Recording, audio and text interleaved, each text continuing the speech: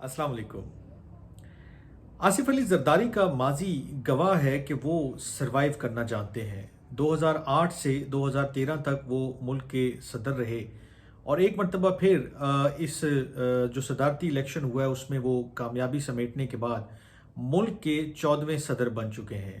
वो हलफ उठा लेंगे और उसके बाद बाज़ाब्ता वो सदर महल में बराजमान हो जाएंगे।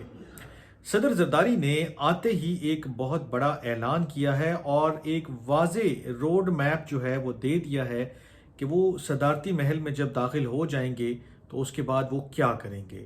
सदर जरदारी और शहबाज शरीफ साहब की जो जोड़ी है उन्होंने भी एक साइलेंट मैसेज जो है वो इमरान खान साहब के लिए छोड़ा है, जो इस वक्त नडियाला जेल में कैद हैं।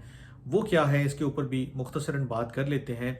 सबसे पहले बात कर लेते हैं कि सदर जरदारी साहब ने क्या मैसेज दिया है। सदर जरदारी साहब वो सदर हैं कि जिन्होंने खुद से अपनी पावर्स को ख़त्म करते हुए पार्लियामान को एम्पावर किया था जब वो 2008 से 13 तक बराजमान रहे सदर। उन्होंने आर्मी चीफ की अपॉइंटमेंट से लेकर प्राइम मिनिस्टर को डिसमिस करने से लेकर और चीफ इलेक्शन कमिश्नर की अपॉइंटमेंट से जो मामलात हैं उनको पार्लियामान के हवाले किया था और ये जो पावर्स पहले सदर के पास होती थी वो उन्होंने पार्लियामान को दे दी थी और ये उनका एक बड़ा जो है वो कारनामा या आप समझ लें कि उनकी एक अचीवमेंट जो है वो कंसिडर की जाती है।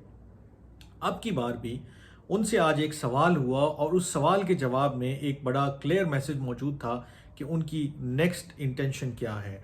उनसे पूछा गया कि 2008 ता 13 में आपने पार्लियामान को एम्पावर किया और 18वीं तरमीम भी आई और दीगर चीज़ें भी हुई, तो अब क्या एक्सपेक्ट करना चाहिए। तो उनका जवाब बड़ा मायने खेज था कि मैंने कोई ख़ास रोल नहीं प्ले किया, मैं तो एक एडवाइज़र था, असल काम तो पार्लियामेंट ने किया है और पार्लियामान ही जो है वो पावर का मंबा है।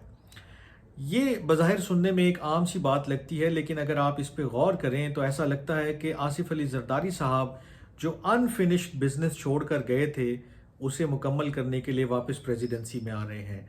उनके प्लान में बेशुमार चीज़ें हैं। कुछ कॉन्स्टिट्यूशनल अमेंडमेंट्स का मैंने पहले भी जिक्र किया है कि इस मरतबा नून लीग की इंटेंशन ये है कि वो नैब को हमेशा के लिए ख़त्म करना चाहती है। नून लीग की इंटेंशन ये भी है कि वो आर्टिकल 62 और 63 जिसमें उनको पीपल्स पार्टी की भी जो है वो सपोर्ट हासिल है, उसको वो ओरिजिनल जो उसकी लैंग्वेज थी 1973 का कॉन्स्टिट्यूशन उसके ऊपर लेके जाना चाहते हैं। क्योंकि जब ज़ियाउल हक साहब आए थे तो उनके दौर में आर्टिकल 62 और 63 में जो है वो तरमीम की गई और ये जो सादिक और अमीन का लफ्ज़ आप सुनते हैं, जो डिसक्वालिफिकेशन है पार्लियामान के मेंबर्स की, उसके हवाले से जो क्राइटेरिया था वो मज़ीद सख्त कर दिया गया था। उसके बाद उसका निशाना भी बने नवाज शरीफ साहब जो इस वक्त जो प्राइम मिनिस्टर हैं उनके भाई हैं और 3 मरतबा मुल्क के वज़ीर आज़म रह चुके हैं।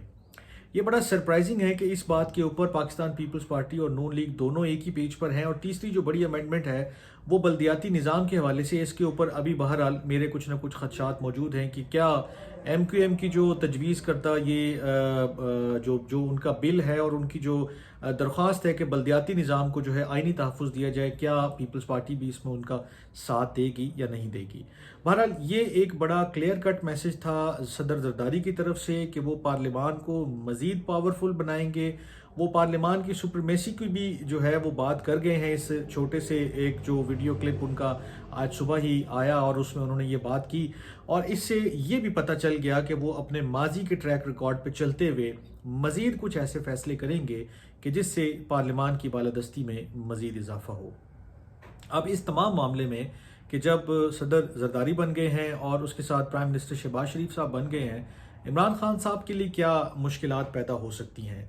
इन दोनों शख्सियात के बारे में एक बात तो तय है और ये एक बात नहीं बल्कि 3 बातें मैं आपके सामने रख देता हूँ जो मुख्तलिफ हलकों में और जो मुख्तलिफ एनालिस्ट हैं, एक्सपर्ट्स हैं, उनकी राय है कि एक तो ये दोनों लोग जो हैं वो बड़े प्रैग्मेटिक अप्रोच के मालिक हैं। ये खामखा कन्फ्रंटेशन के भी कायल नहीं है और कन्फ्रंटेशन से मेरी मुराद के पावरफुल स्टेक होल्डर्स को ये बिला वजह कोई ख़ास उनको जो है ना वो डिफ़िकल्ट टफ या कोई ऐसा जो है ना वो प्रॉब्लमेटिक उनके लिए सिचुएशन क्रिएट नहीं करेंगे। ये इजी गोइंग कंसिडर किए जाते हैं उन हलकों के साथ चलने में। اس کے علاوہ ان دونوں کا بھی ایک مجموعی طور پر اگر آپ ان کا پچھلا ٹریک ریکارڈ اٹھا کر دیکھیں تو آپ کو ایک چیز بڑی واضح نظر آئے گی کہ یہ دونوں اس بات کے سخت حامی ہیں کہ جو چارٹر آف اکانومی ہے اس کو سائن کیا جائے. چارٹر آف اکانومی کو سائن کرنے سے مراد یہ کہ معیشت کی بحالی کے لیے ایسے اقدامات لیے جائیں کہ ملک کی جو معاشی جو کرائسس ہے وہ جلد از جلد ختم ہو سکیں. یہ پولرائزیشن کے بھی کافی حد تک خلاف ہیں. یہ دونوں کے دونوں ہی ہمیشہ اس بات کی جو ہے وہ بات کرتے ہوئے نظر آتے ہیں کہ جناب یہ جو پولرائزیشن ہے، ایک دوسرے کو نہ سننے کا کلچر ہے، برا بھلا کہنے کا کلچر ہے، اس کو ختم کیا جائے، ریکنسیلیشن کی بات کی جائے اور ایک ایسا ماحول جو ہے وہ پیدا کیا جائے کہ جس میں پاکستان کی پروگریس کے حوالے سے کچھ سنجیدہ اقدامات اٹھائے جا سکیں. اب یہ دونوں کس حد تک اس میں کامیاب ہوتے ہیں یا نہیں ہوتے ہیں، لیکن اس میں جو خان صاحب کے لیے جو پرابلمٹک چیز مجھے نظر آ رہی ہے وہ یہ ہے کہ یہ دونوں چونکہ کوئی کنفرنٹیشن نہیں چاہتے ہیں کسی بھی پاورفل اسٹیک ہولڈر سے، کسی بھی انسٹیٹیوشن سے، تو لگتا ہے کہ خان صاحب کو شاید تھوڑا عرصہ مزید لمبا، یعنی کہ آپ کہہ لیں گے عرصہ جو ہے وہ جیل میں ہی رہنا پڑے.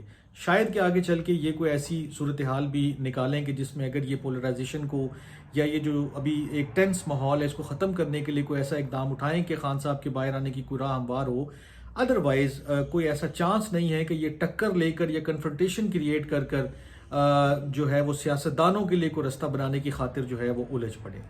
تو یہ جو ساری صورتحال ہے اور اس صورتحال میں نون اور پیپلز پارٹی کا جو الحاق ہے اور جو ان کا الائنس بنا ہوا ہے، ایسا بھی گمان کیا جا رہا ہے کہ شاید یہ چونکہ تمام لوگ ایک پیج پر ہیں، جیسے کبھی خان صاحب ایک پیج پر ہوتے تھے، تو شاید کہ یہ حکومت کچھ زیادہ عرصہ ایسن طریقے سے نکال جائے. دیکھتے ہیں کیا ہوتا ہے. لیکن ان دونوں شخصیات کا پاورفل اور کی پوزیشنز پر واپس آنا ہی ایک بات کو انڈیکیٹ ضرور کرتا ہے کہ یہ دونوں جس بات کو ٹھان لیں، مثال کے طور پر ایک نے وزیر اعظم بننے کی ٹھانی اور ایک نے صدر بننے کی ٹھانی، تو باقی سارے لوگ رستے سے خود بخود ہٹتے چلے گئے ہیں. چاہے وہ نواز شریف صاحب بھی کیوں نہیں تھے جو ہے وہ پارٹی کے مسلم لیگ کے جو ہے وہ سپریمو، اور دوسری طرف زرداری صاحب کے جو بیٹے ہیں بلاول صاحب، وہ بھی وزیر اعظم بننے کے خواہش مند تھے. لیکن بہرحال یہ تمام لوگ راستے سے ایسے ہٹ گئے کہ جیسے کبھی تھے ہی نہیں. یہ ان لوگوں کا ایک خاصہ ہے دونوں کا، شہباز شریف اور زرداری صاحب کا، کہ جب یہ کچھ کرنا چاہتے ہیں، جب یہ کچھ کرنے کی ٹھان لیتے ہیں تو پھر کر گزرتے ہیں. دیکھتے ہیں کہ یہ پاکستان کے مسائل کو کس حد تک حل کرتے ہیں، کیونکہ بڑے سخت معاشی، سیاسی، خارجی، داخلی اور سیکیورٹی کے چیلنج جو ہیں وہ پاکستان کو درپیش ہیں. ہوپ فلی یہ لوگ کچھ کر پائیں گے. اپنا بہت خیال رکھیے گا. اللہ نگہبان.